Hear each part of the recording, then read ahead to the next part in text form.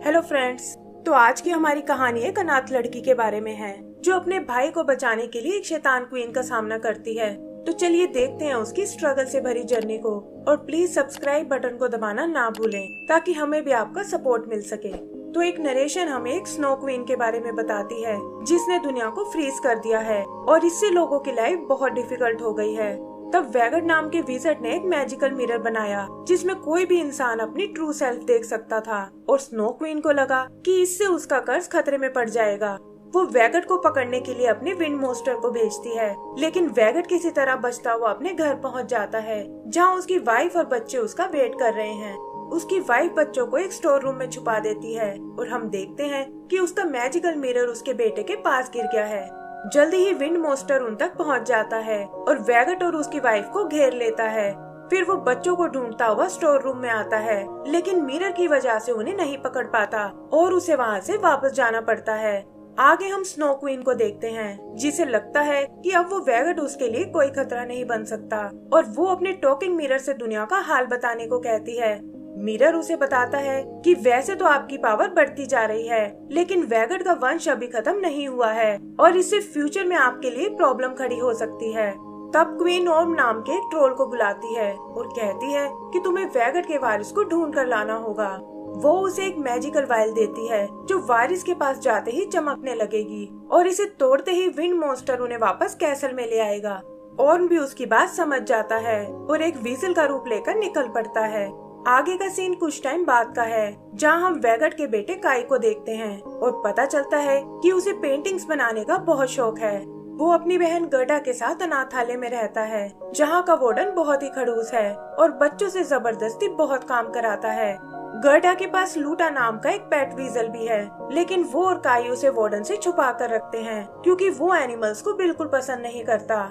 इधर ओम भी उन्हें ढूंढता हुआ अनाथालय तक आता है जहां उसकी नजर काई और गर्डा पर पड़ती है, और वो देखता है कि क्वीन की दी हुई वायल चमकने लगी है। उसे लगता है कि शायद वो वारिस काई ही है और वो उसके अकेले होने का वेट करने लगता है। तभी अचानक वार्डन वहां आता है और उसके हाथ काई की पेंटिंग्स लग जाती हैं। काई के बहुत समझाने पर भी वो उन्हें जला डालता है और कहता है कि इससे तुम्हारा फ्यूचर नहीं बदलने वाला।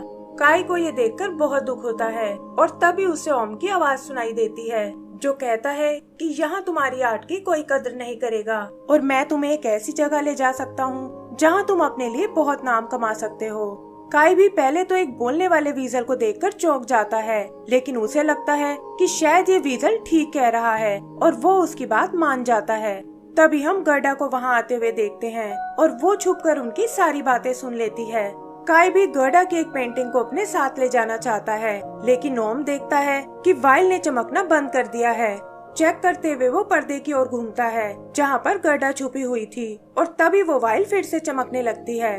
गर्डा बाहर उन्हें रोकने आती है और इसी चक्कर में वैगट का मैजिकल मिरर बाहर आ गिरता है, जिसमें झांकते ही ओम अपने असली रूप में आ जाता है और वायल उसके हाथ से छूट जाती है। उसके टूटते ही विंड मोस्टर एक्टिवेट हो जाता है और उन सबको उड़ाकर अपने साथ कैसल की ओर ले जाने लगता है। गर्डा उन्हें रोकने की कोशिश करती है और इसी चक्कर में और मोर वो नीचे गिर पड़ते हैं और मॉन्स्टर काई को अपने साथ ले जाता है। गर्डा ओम पर बहुत नाराज होती है और पूछती है कि बताओ वो मॉन्स्टर मेरे भाई को कहाँ लेकर गया है। ओम ये जानकर हैरान हो जाता है कि वैगट की एक बेटी और भी है और बताता है कि मॉन्स्टर काई को लेकर स्नो क्वीन के पास गया है। गर्डा उसे इसका कारण पूछती है और ओम झूठ बोलता है कि क्वीन को आर्टिस्ट लोग बिल्कुल पसंद नहीं है, लेकिन अगर तुम चाहो तो मैं उसे बचाने में तुम्हारी मदद कर सकता हूँ।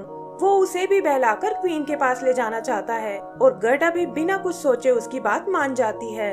आगे वो सब एक गार्डन में आते हैं और देखते हैं कि इतनी ठंड में भी वहाँ काफी हरियाली है। तभी गार्डन की केयर टेकर रोजी वहाँ आती है और उसे लगता है कि ये शायद उसकी फ्लावर्स को चुराने आए हैं। गर्डा इसके लिए उससे माफी मांगती है और रोजी देखती है कि उसके हाथ लगाते ही फ्लावर्स फिर से खिल गए हैं, और ये देखकर उसे एक आइडिया आता है।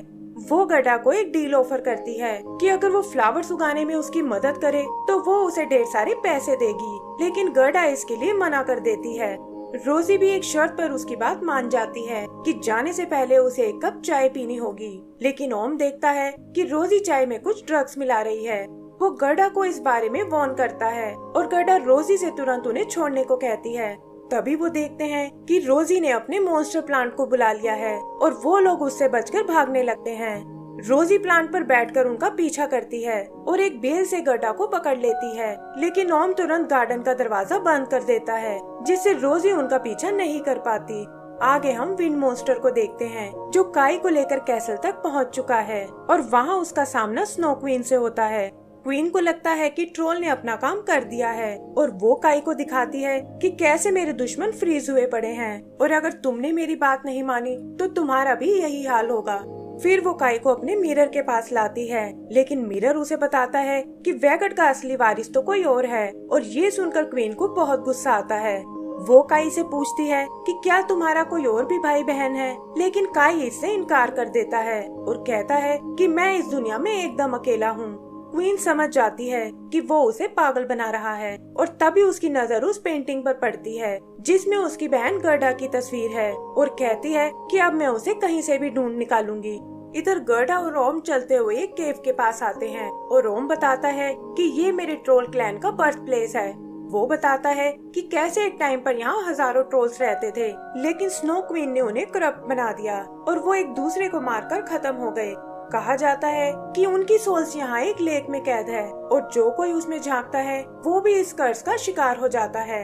ये कहकर वो गर्डा से आगे जाने को कहता है और बताता है कि मुझे कुछ देर अपनी फैमिली को याद करना है। तभी स्नो क्वीन उससे कांटेक्ट करती है और कहती है कि तुम्हें काई की बहन को भी ढूंढना होगा। इस पर ओम कहता है कि उसकी चिंता करने की कोई जरूरत नहीं है, क्योंकि जल्दी ही वो आपके पास पहुंच जाएगी। लेकिन क्वीन उसे वार्न करती है कि अगर कोई भी गड़बड़ हुई तो मैं तुम्हें भी तुम्हारी फैमिली की तरह गायब कर दूंगी। आगे वो गर्डा को लेकर एक ब्रिज क्रॉस करने लगता है, लेकिन अचानक उसका पैर फिसल जाता है और उसे बचाने के चक्कर में गर्डा की नजर उस लेक पर चली जाती है। वहाँ उसे काई दिखाई देता है जो उसे अपने दोस्तों को मारने के लिए कहता है, लेकिन गर्डा पर इस कर्स का कोई असर नहीं होता और वो ओर्म को खींचकर ऊपर ले आती है।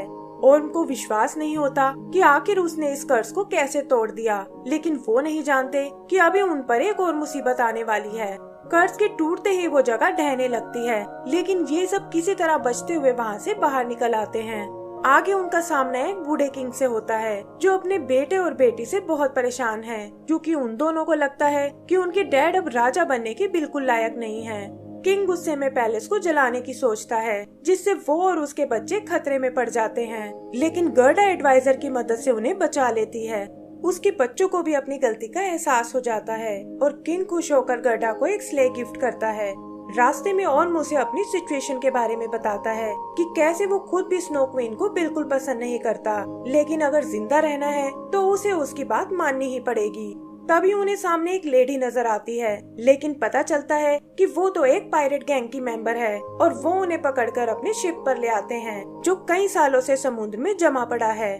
यहाँ वो अल्फिदा नाम की एक गर्ल पायरेट से मिलते हैं जो असल में कैप्टन की बेटी है और वो उनसे पूछती है कि तुम आखिर इस जगह पर क्या कर रहे हो।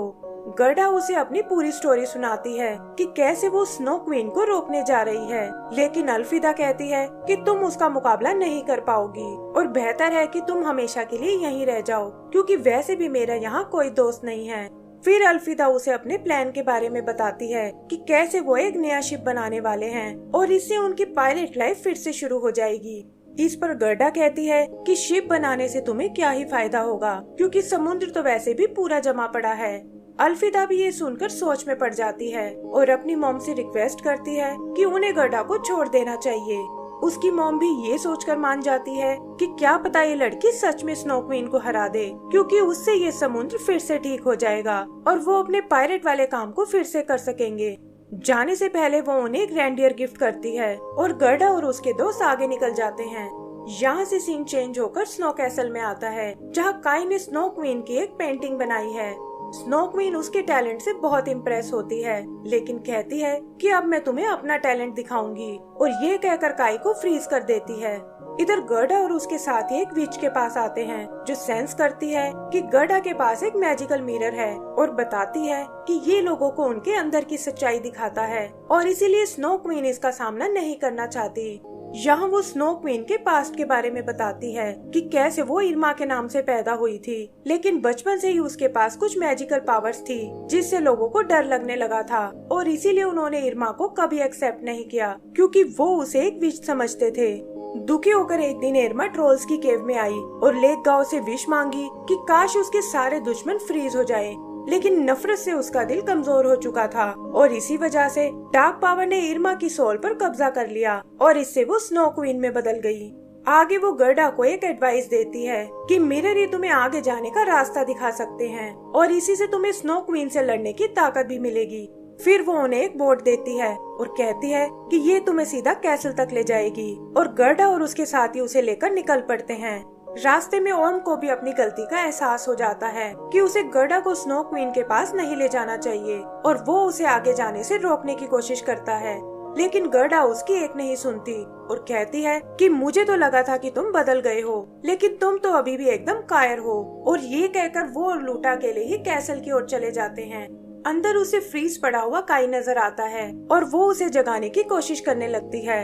तब ओम उसे बताता है कि ये इस तरह नहीं उठ पाएगा और गर्डा उसे देखकर खुश हो जाती है। तभी वो लोग स्नो क्वीन को आते हुए देखते हैं और गर्डा उसे अपने भाई को होश में लाने को कहती है।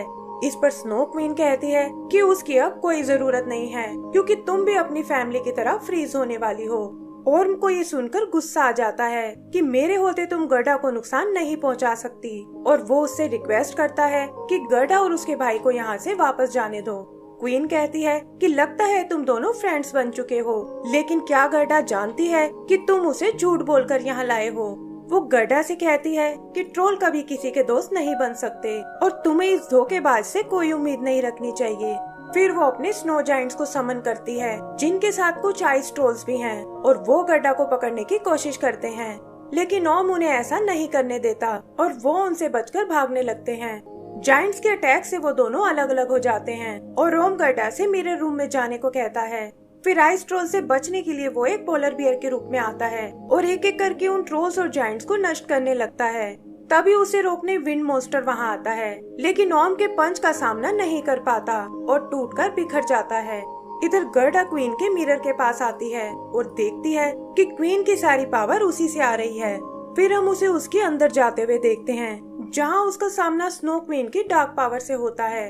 वो उसके हर्ट को फ्रीज करने की कोशिश करती है, लेकिन गर्डा देखती है कि उसकी फैमिली स्पिरिट्स उसे हिम्मत देने आई हैं और उसे बताती हैं कि ये मिरर को यूज करने का सही टाइम है।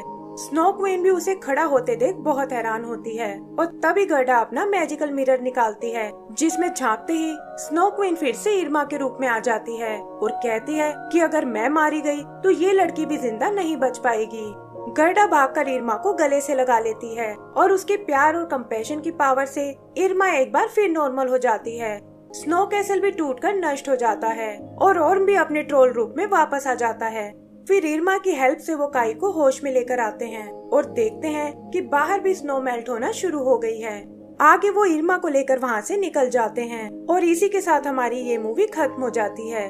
तो दोस्तों, अगर आपको ये मूवी पसंद आई हो तो प्लीज हमें लाइक एंड सब्सक्राइब करना ना भूलें। Thank you.